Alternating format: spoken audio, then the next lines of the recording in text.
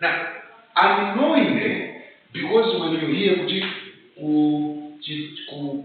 room, there is Njega Woman, you find that those that are working there are not only from Rumi. You find people all over are flocking into that place. This is also what happened during that time. So you now have growth of urbanization, images of urban, and employment issues, health and sanitation, accommodation. Now these things, the factory owners were not expecting that. They were not expecting that they were going to look at issues of employment. To them it was simple. You go into the mines, you go into the factory, you produce this, you come out, nothing. They thought it was simple and straightforward. The first stage of human resource management was to address this unfairness. They were not given houses. The factories did not have enough sanitation. The environment was, some factories had not even water, no water, and not even toilets. So it was like, just do my work and you go. How you treat yourself, I don't care. What I want is at the end of the day, I want 1,000 bags produced. I want clothes in my factory, which were making clothes. I want so many shirts made. So it was a tailoring factory where they were making shirts and blouses. They would just give the tailors 500 per day, nothing else. Focus was on profit. Very little on these people. So the study that was done by Robert Owens and Lord Shaftesbury came up with a recommendation to say that no, while not focusing on this profit, you should also think of the welfare. This is where this study came about. You should also think of the welfare of the workers. This was one of the recommendations. Also think about the welfare of these workers. Don't be so taken up by profit to the extent that you forget that these are people. These are not part of the machines. You remember we talked about production management one day. These are special tools.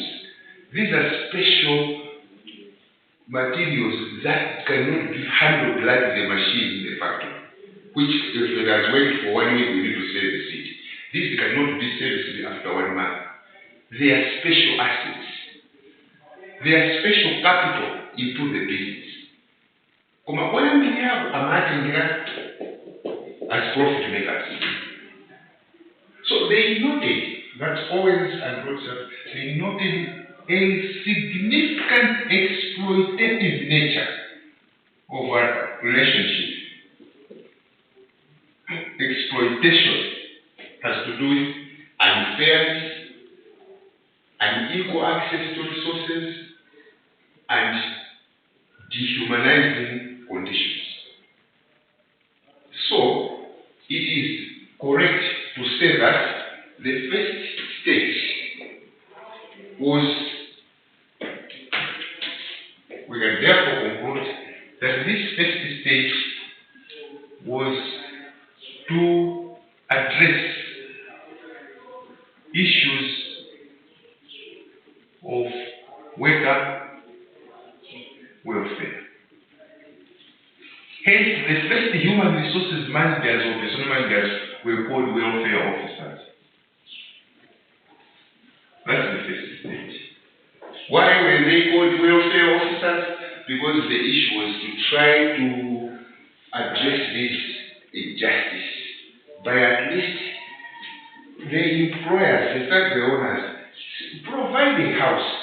They lobbied, like Robert Owens and Lord Shaftesbury, lobbied for at least provide houses. These people have migrated from the rural areas to the factory area. So they need decent accommodation. They need water in their houses. It was more of welfare. So because of that survey or research, the factory owners started to employ welfare officers. Who later became human resources. Now you can see that even now, any human resources manager, anywhere you go into the organization, still takes he still takes this role of looking at the conditions of employment, looking at the health and safety, looking at accommodation, looking at human rights. Human resources manager, whatever title they might give you, whether it's called head of human rights, whether it's called learning and development manager, because these days the titles are changing, whether it's called head of human resources, one of his jobs is still the old one. He is still into welfare of workers. It started like that. It is still something that we still carry as human resources manager. The final question office in anyone, I'm not trying to always important human resources department. What you has lost the one, it will be a company to transport. I'm a minutes what human resource. If we were so human resource in area of welfare, try to make the conditions of these people at least fair. But without any regulation, actors of organization is also bad. Because this one has got money and it's got power. So if there is no control, we are also suffer, the one suffer. That's why we hear Amanyamata would say over what 6 p.m. was at the Mama 6 a.m. I would have a break to see what I'm doing. We hear these stories around in these beggars, all the regulations. So if these people are not controlled, they can do a lot of things on us. Living. That's why we are talking about human resources evolving from social justice. Yes, we know they have got money, they have got power, but they should not exploit us to the extent of locking us in a hot bakery for fear of saying if you are allowed to go out in the evening, you might be stealing some loaves of bread. These people need to be regulated. They need to be regulated.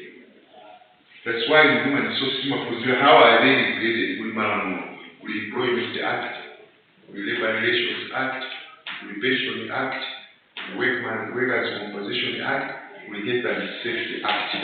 The many that mandate the employer, the factory owner, the owner of the business to do certain things as they require. You know, business day. I will say my vacation was at the managers several things A, B, C, D, remember, for people to perform they need these 3 things: ability, environment, and motivation. So you can take that thing. Your business will not develop if the people are not motivated. It will not develop. It's my restaurant was it for the time. I happen to know her. So one day when I met her, I said, "How is your business?" She said, I said, "No, there must be something wrong." That theft is a sign that there is something wrong. Maybe it has to do with the motivation. Maybe it has to do with the environment. So what do? They will steal. Do you give them a dish? She said no. I said, so what do you think they do? But they work on an empty stomach. There is need for that motivation. There is need for that welfare. That's the part of human resources. I can tell you my business, I'm being asked to they focus on human resources. We think human resources has nothing to do with business. Psychological part. We just think that there is nothing. Why should I remember we have a profit? So why should I employ the human resources manager? Profit against the value against the why should I employ a human resource? What is he going to do? So I would rather recruit my key positions in production manager, marketing manager, business development manager. These are the people I can recruit. But in human resources, why should I pay? Why should I have them in the first place? Not knowing this, they are also key. For example, this woman I told her, you look at your motivation, you look at your environment. When I put the anti among the encourage the Tikapolisa Zakuya is that this area is only source about 20,000 a day. Now this is secondary one.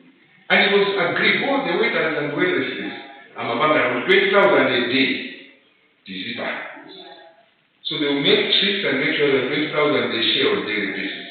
Because they were compensating for the lack of motivation and other things. Okay, so that's the first stage. It came about as a social justice issue to address the issues raised by Robert Owens and Shaftesbury in their research through the factories. So the factory owners bowed to that pressure and started recruiting welfare officers. They were not called human resources managers or personnel managers, but they were called welfare because it was a question of welfare. If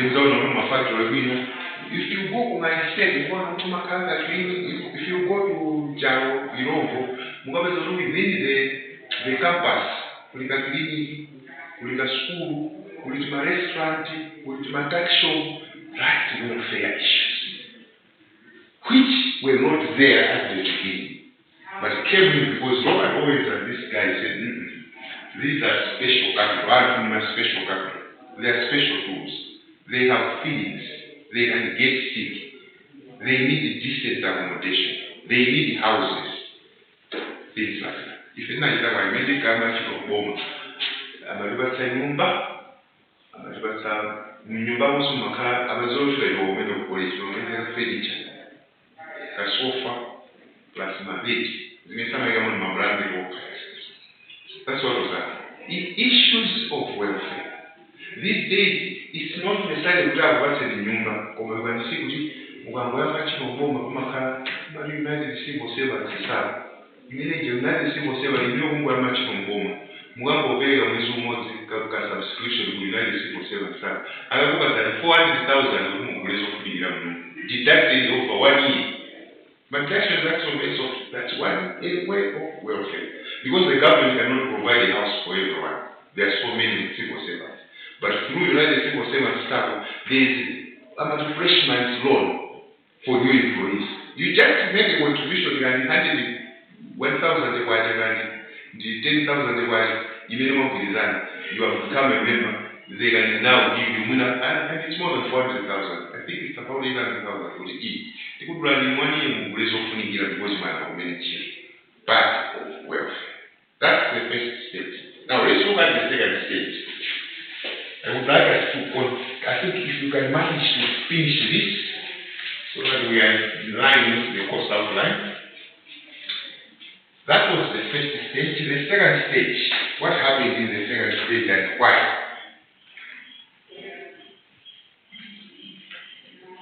The second stage is surprisingly called the human bureaucracy.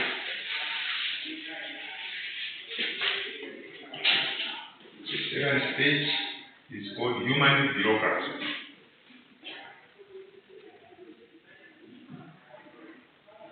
Human bureaucracy. Very interesting stage, human bureaucracy stage.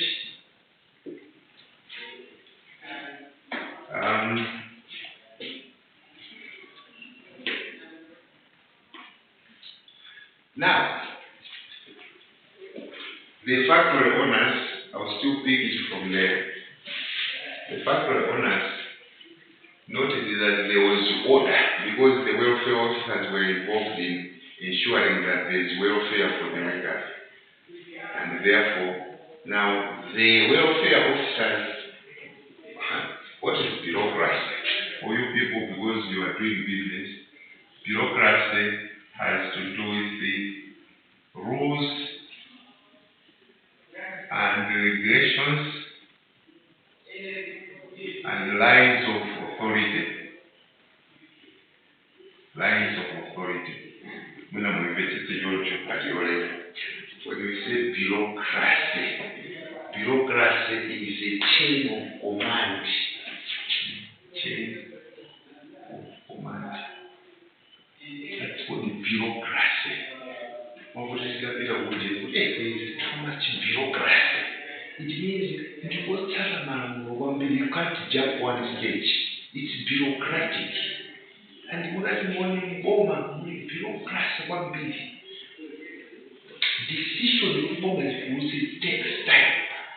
I don't know that I think I told you about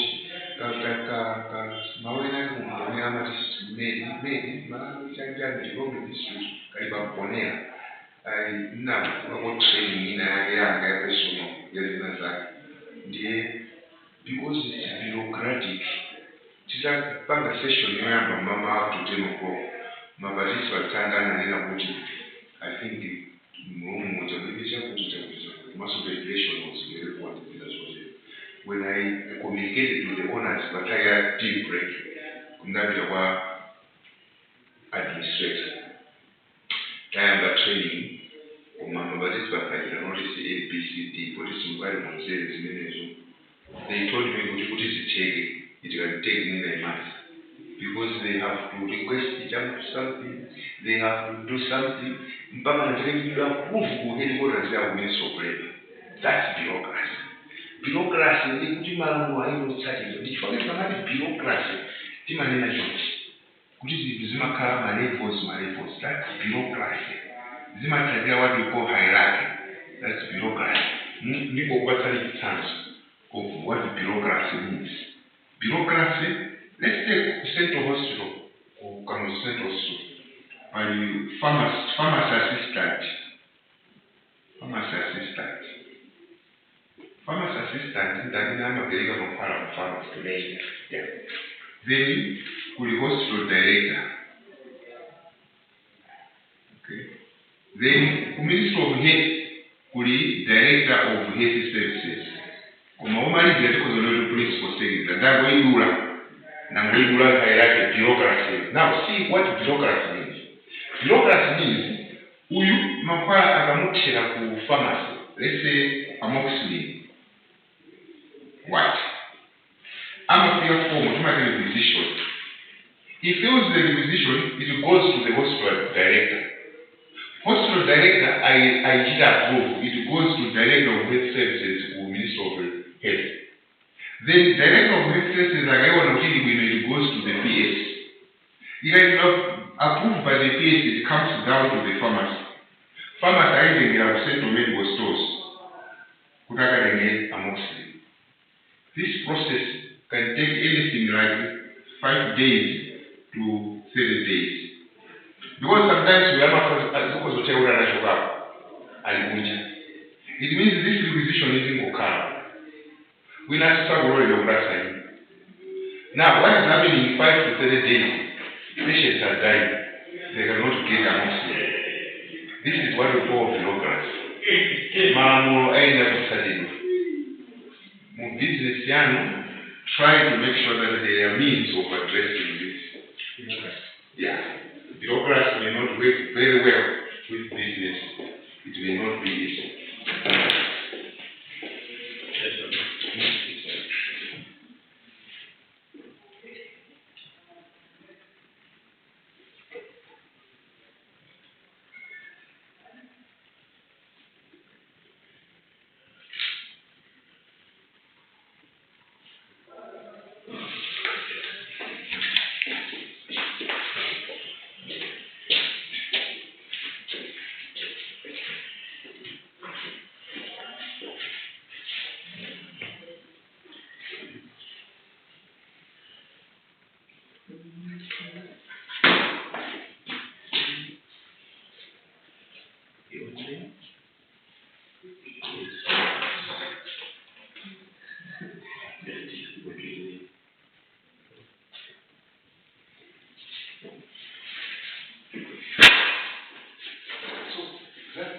The problem is bureaucracy is not suitable for business because it will take time. You need to cut corners. But what it means is rules and regulations should be followed. Based on what I'm saying here, you will now try to relate what I say about personal management. I said personal management is systematic, structured, and it follows rules. So that will now be the beginning of personal management. Because the next stage has to do with human bureaucracy. What happened was the welfare officers in this stage, the welfare officers who we have seen in the first stage, the welfare officers were now given additional responsibilities.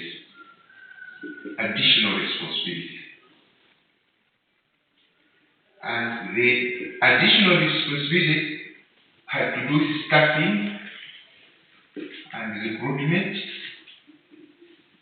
Now you can see they have now become trusted by the factory owners.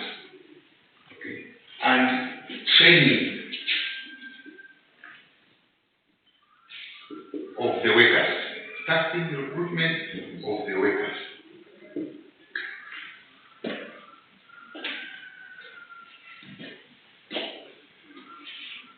They have started as welfare officers. They have moved to the next stage, which is human bureaucracy. The factory owners have now said, instead of just providing welfare, because you're already dealing with people, they must to report staffing. But I'm saying it is human bureaucracy because this staffing, recruitment and training was some sort of what we call scientific management. Scientific management approach.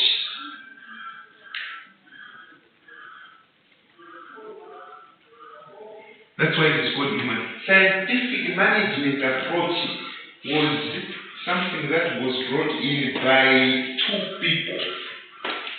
F.W. Taylor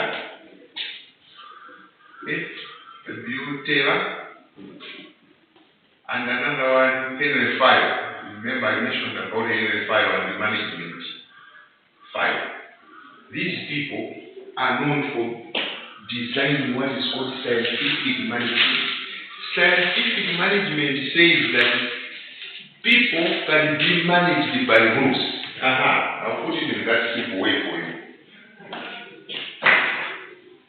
That people can be managed by state rules. Yes. Sorry for interruption. Yes, please. Ever since I came here, I've observed that each and every time we're having class, there is someone coming and giving you this paper to study. So when it comes to this course, which we are just human resource management, we are talking about the extra duties like the bureaucracy thing, the chain of command, so the activities which this guy is also performing under the welfare of the organization. Is it where can I put it? No. This is now management functions. Did I mention management functions to you about Henry Fire? I said planning, organizing, controlling, and leading. This is control. Control is to check that the people are doing what they're supposed to do. It's normal. It's good that you have mentioned that. It's part of the control. This is the management function. It's a control function. Because I also mentioned about theory X and Y. I said the X says people are lazy. Maybe I can be lazy. I can come here and just mislead you. Say, gentlemen, let's wait for 2 hours. You can do what I want and then I'll be those people. So there is need for someone to check. That's a control. So it's part more of control as a management function. Yeah. That's what it is. Right, so you can see they have started as welfare. Now the factory owners are giving them issues of recruitment. They are watching and welfare. So they started now staffing, recruitment and training. But it was more of a scientific management in which we are saying there was belief according that time in this one and this one, getting file and credit. They proposed this scientific management, meaning that people can be managed by a set of rules. Not knowing that rules cannot always work on people. People need to be flexible. So it was strictly bureaucratic. When you want to recruit, this is what you have to follow. When you want to train, this is what you do. And it was believed during the scientific movement that it's not our area of study, that when you train people, they can also transfer their skills of training to another person. You train and you train and you train. So it was that. So the next stage, or the third stage, is the stage where you have seen that the welfare officers are given more responsibility in terms of recruitment, training, and staffing. The third stage is called negotiated consent stage.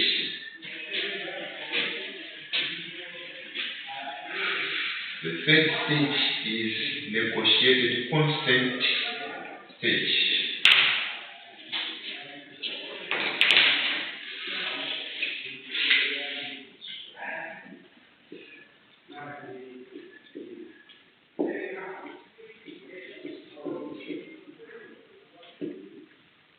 Now, what is happening here?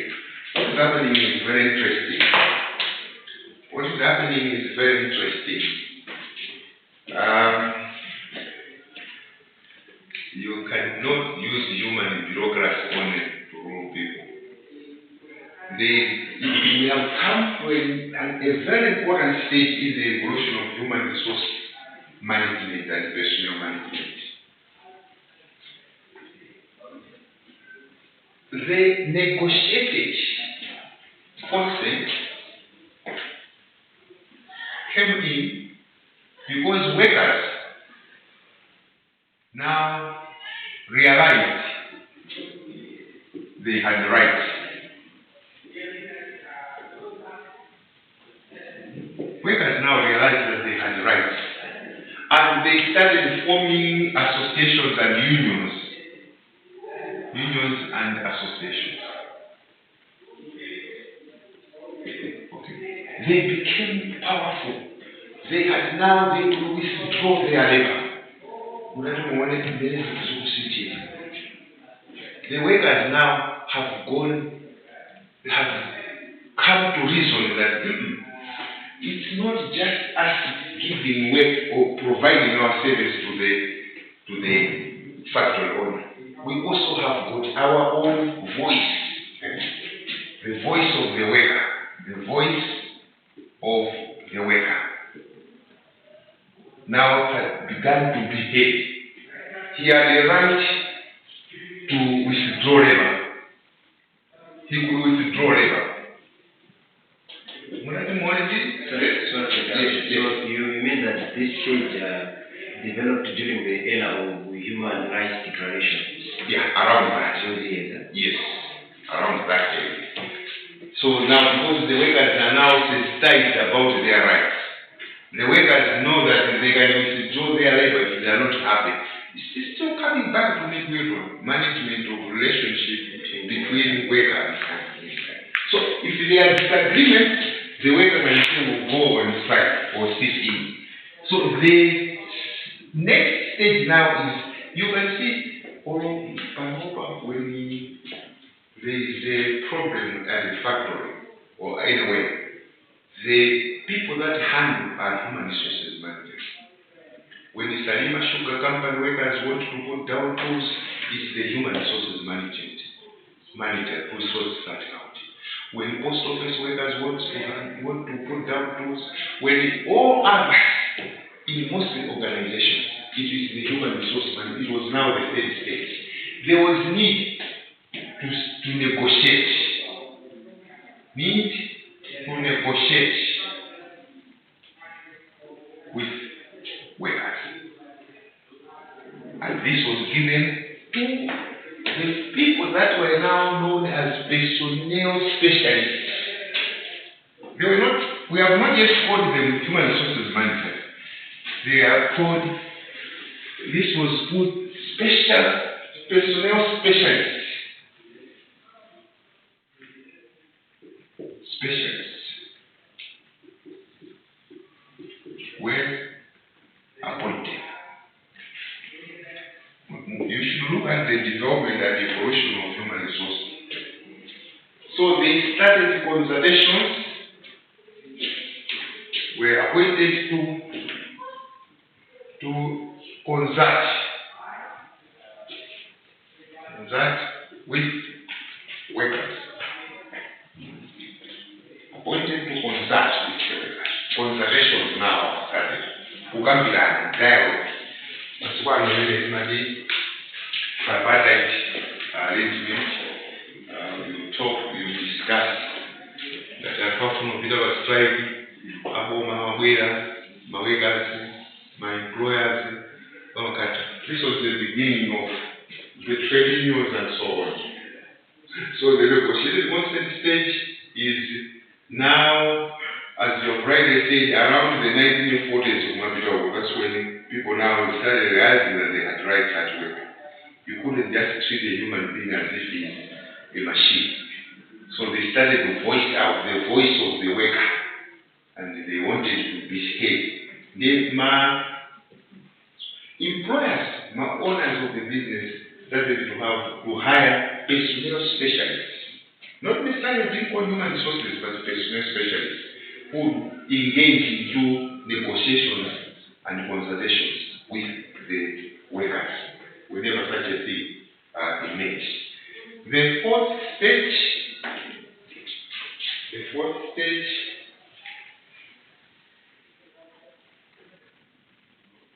is the organization stage.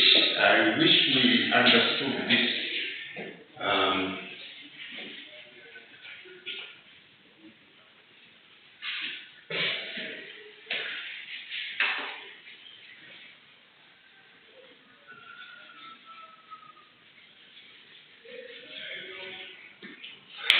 Organization stage, that's number 4. Organization stage. The organization stage. The organization stage came about around the late 1960s.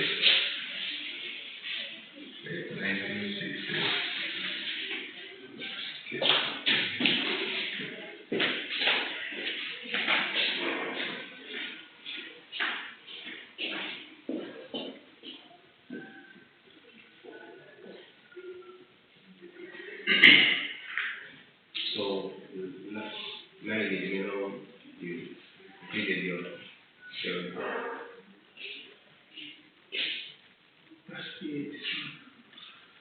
that's what I need to. Let me know in 10 minutes. What's wrong with me?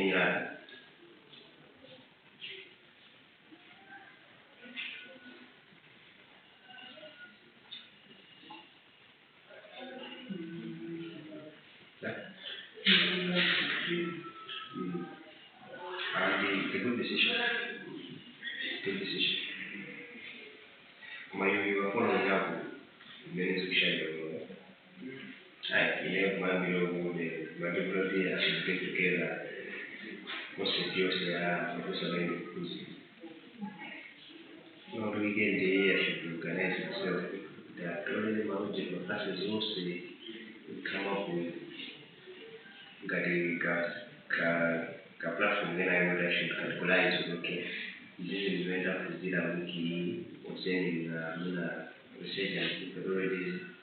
This is when that is English advanced. This is when that is ICT. Well, one day we will find that most of the day.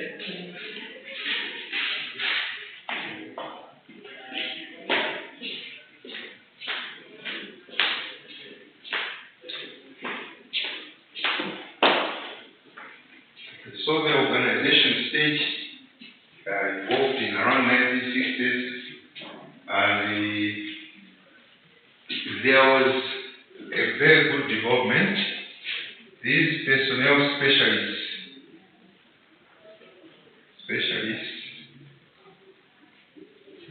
started to include management in their functions,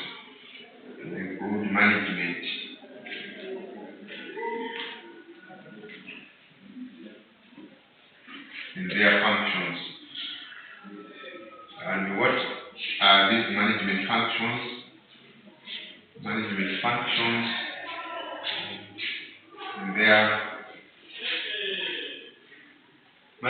to include management in their functions.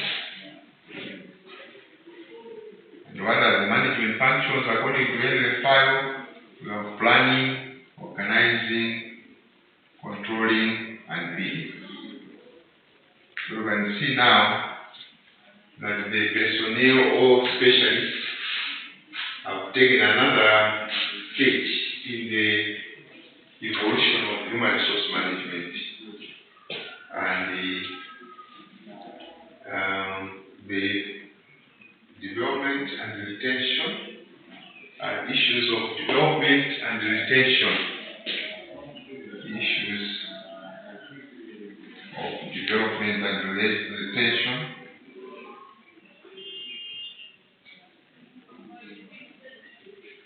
issues of development and retention of workers.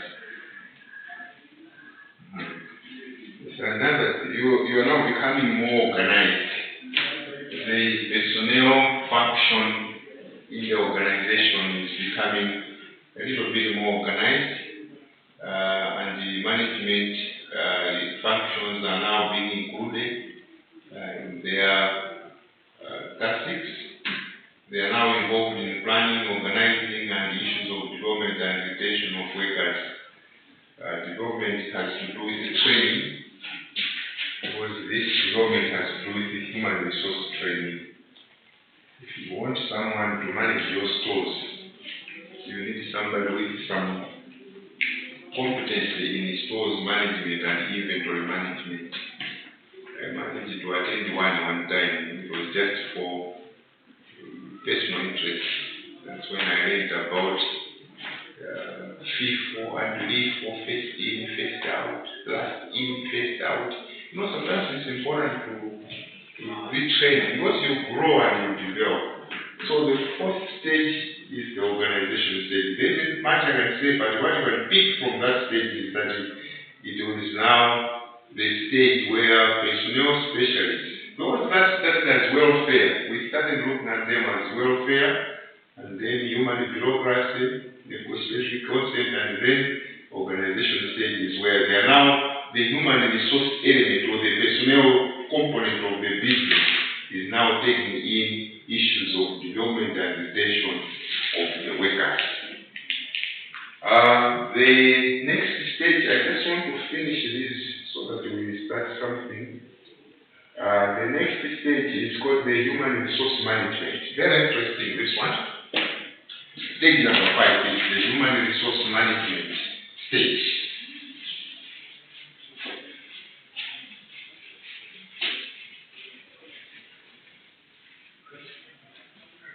The human resource management stage.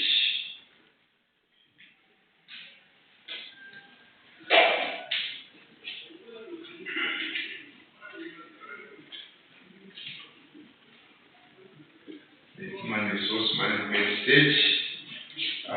This came about around 1980s. Around 1980s. Around 1980s. That's when you had the human resource management issue. And here is where you find that the workers were now regarded as a resource in the business. Workers now recognized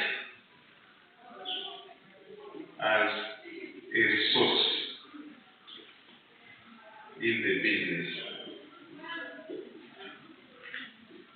They are not just capital, or they are not just any other instrument or tool. So they are now being regarded as a resource in the organization or in the business. And the term HR,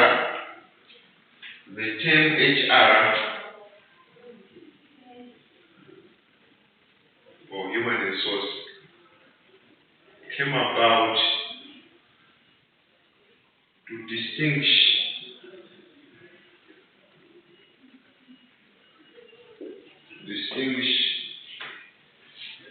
people from others, to distinguish people and their contribution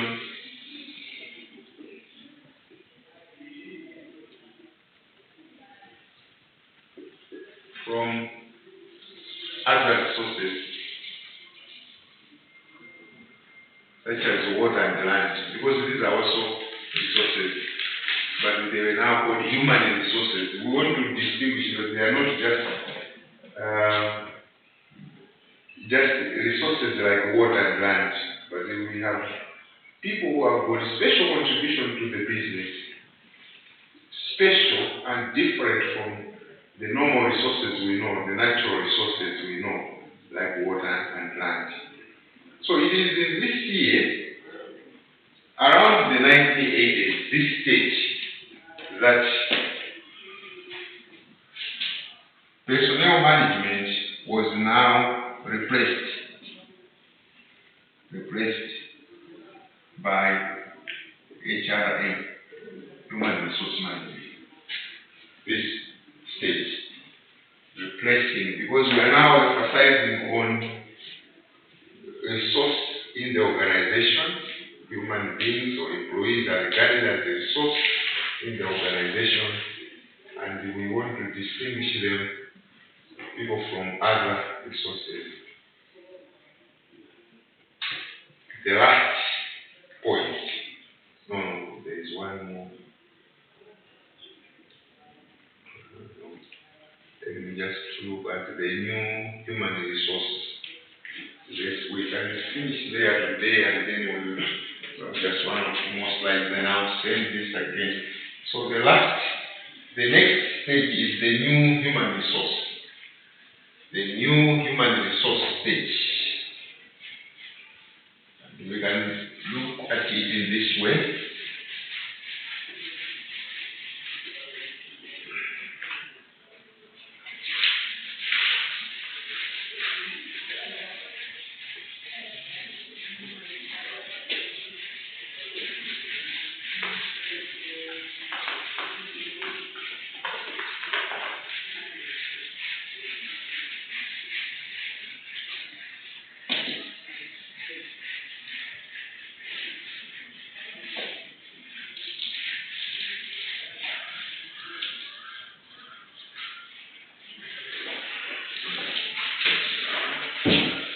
Let's just wind up by looking at the new human resource.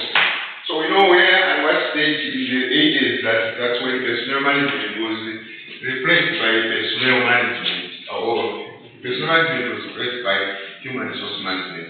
When people are now looked at as special resources, not just like any other natural resources. So the new HR, the new human resource, has the following important points. It emphasizes on a change in response to trends in the business environment. Okay, the new HR emphasizes on a change. It emphasizes on a change in response to trends in the business. Change in response to trends in the business environment. Trends in the business environment.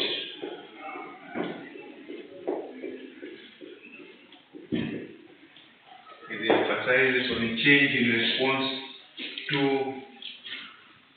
trends in the business environment. We need human resources that is flexible and adaptable to changes.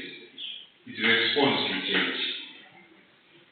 We cannot live with the old tricks or solutions, or we cannot live with continuing. We need to adapt and we need to change in response to the trends in the business environment. The business environment keeps on changing. There are two things. I feel concerned when you travel. The other time I traveled between Water and when I went to Water, it was in the night. But when I was coming, I traveled during the day. And around 10, I arrived at a place, a very busy place. It was a market day. So I wanted to buy a goat. They were very cheap. But I didn't have cash. I had money in my Airtel account. So I tell you, I went around. Can I just transfer this money? to your phone. It's all a motive. People want cash. Those men will go there and those. You mean you are not aware that I can make a payment to your money? Don't tell me this. And so I left a court. And yet I have money. We have to understand that there are changes in the trends in the business. They are not still aware about when they may say this.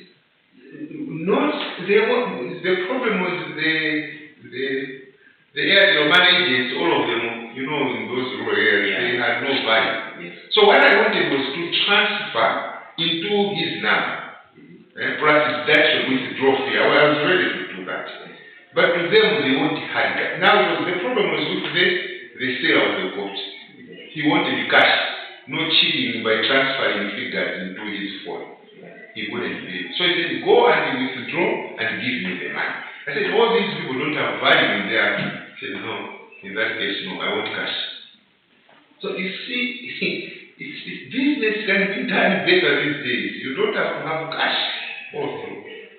You can. So it's a question of, we are looking at the new HR should emphasize on change in response to the business environment. Trends, and human resources will take lead. I've already given you good examples of how the banks are trying to change the trends. Going paperless. Those are trends, in response to trends, and that's human resource, the new human resource. The other one is also, the new HR is also emphasizing on employment relationships between employer and employee. That whole thing is also focusing on employer and employee relationships.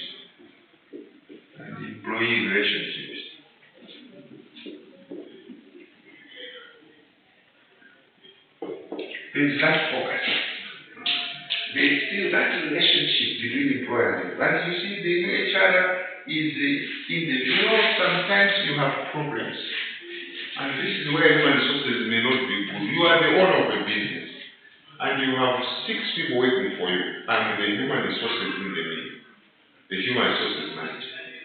These guys have got very good observations. They come 1 at 7 o'clock, you find the Uchitima Puchiga way in our house. Muga Pabana, they are now looking at me. Which as it means as it was about transport. When Model Jacobs at 6 from the wood, as it changes about transport. Because it's becoming dangerous. Here is a concern from the workers. Relationship. I am in the middle. Now remember, the owner of a business wants to make more profit. These people also want their welfare. Now I take it to the manager and he says, I can't afford because it means I will be spending more on fuel. Then Jesus will be like his staff over here, we are taking a and no, in the Nima for the thing, the only way to know, I have no fuel. He's looking at the cost. Because it is profit for them. Now that's where the human resource job is different. These guys work with them closely. This man is also, so it's profit and this one wants better face. So you're saying that you're more like saying that human resource managers are there as mediators between workers and the employers. That's this. Still focusing on that relationship. We're managing set of procedures and practices in the management of relationship. So it's still there. The new challenge is still now doing this, trying to balance their relationship. And there's the third one, which is employees and employers should now be aligned to meet customer needs. The new HR is also focusing on meeting customer needs.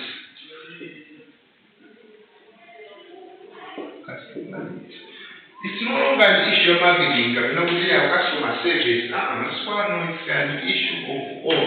Human resource is also involved in customer needs. Human resource everywhere, making sure that the customer's needs are met. Human resource of a bank, one national bank, he's part of that. It's based on the customer service. client and customer service. So how is it related? How is it related to customers? Because the welfare of the customers is also an HR issue. We have gone beyond just being welfare workers. So you are extending. We extend. That's why you find it, for example, even here, if you have got some problems as students, as customers, you can go to the human resources office. There could be some issues. Because we have extended to customers. It's no longer restricted. HR is internal. Because remember, human resources is part of strategic part in our field. So even if customers are going to put on human resources. If customers come and they sit on broken chairs, this is human resource. Make sure that you should check body waiting room, and so on. It's part of human resource. So it's beyond just internal. It's also looking at customer needs. And the last one for today is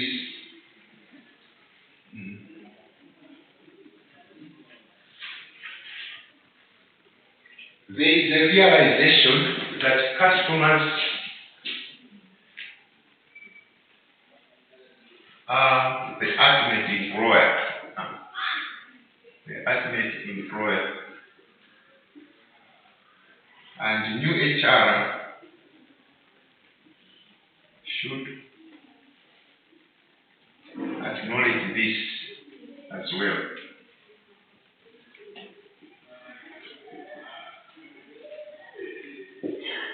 I mean, I'm at the sheet when my customer not done HR is what it is.